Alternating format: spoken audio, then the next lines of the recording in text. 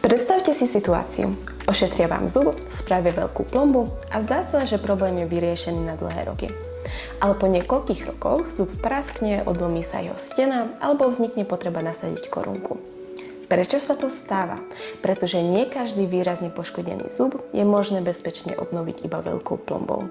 A práve o tom dnes veľa pacientov ešte nevie. Dnes sa budeme rozprávať o rozdiele medzi veľkou plombou a keramickou vložkou a o tom, prečo moderná stomatológia pri väčších poškodeniach zubov čoraz častejšie odporúča práve keramické vložky namiesto rozsiahlych plomb.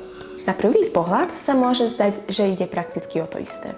V oboch prípadoch predsa obnovujeme zub. V skutočnosti je však rozdiel medzi týmito metódami obrovský. Predovšetkým pevnosti, životnosti a v tom, ako dlho sa podarí zachovať váš vlastný zub. Čo je veľká plomba? Je to kompozitný materiál, ktorý lekár vrství do zuba a obnovuje tak jeho tvar a funkciu.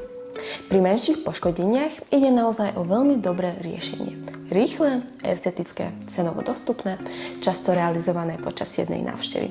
Ak je však zub výrazne poškodený, najmä žuvací zub, zaťaženie takejto plomby je veľmi vysoké. A práve tu začína to najdôležitejšie. Mnohí pacienti si ani neuvedomujú, akú obrovskú záťaž naše zuby denne znášajú.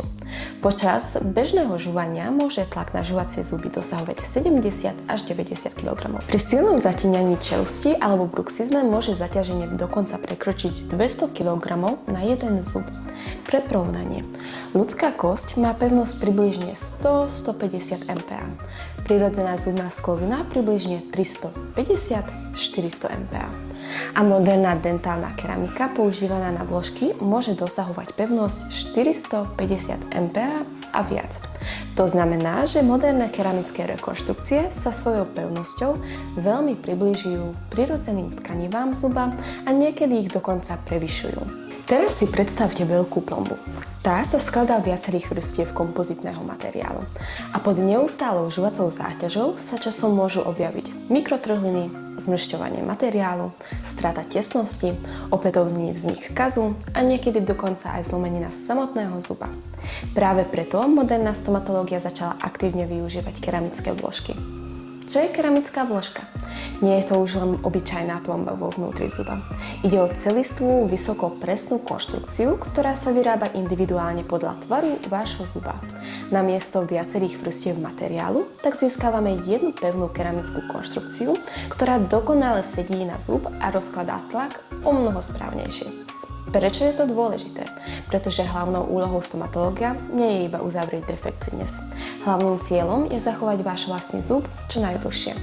Keramická vložka je pevnejšia, má dlhšiu životnosť, lepšie chráni zub pred prasklinami, nezmršťuje sa, zachováva tesnosť a výrazne predĺžuje životnosť zuba. Áno, cena takejto rekonštrukcie je vyššia než pri bežnej plombe. Je však dôležité pochopiť, že pacient v tomto prípade neinvestuje iba do krásnej rekonštrukcie. Investuje predovšetkým do zachovania vlastného zuba na dlhé roky dopredu. Preto sa keramické vložky vo svete považujú za jedno z najlepších riešení pri rozsiahlych poškodeniach zubov.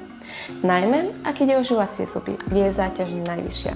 A to najdôležitejšie, čím skôr sa pacient dozvie o takýchto možnostiach, tým väčšia je šanca zachovať si vlastný zub bez komplikovanej liečby. Pretože moderná stomatológia dnes nie je iba o liečbe kazu. Je to premyslená rekonštrukcia zuba s cieľom zachovať jeho funkciu na mnoho rokov života.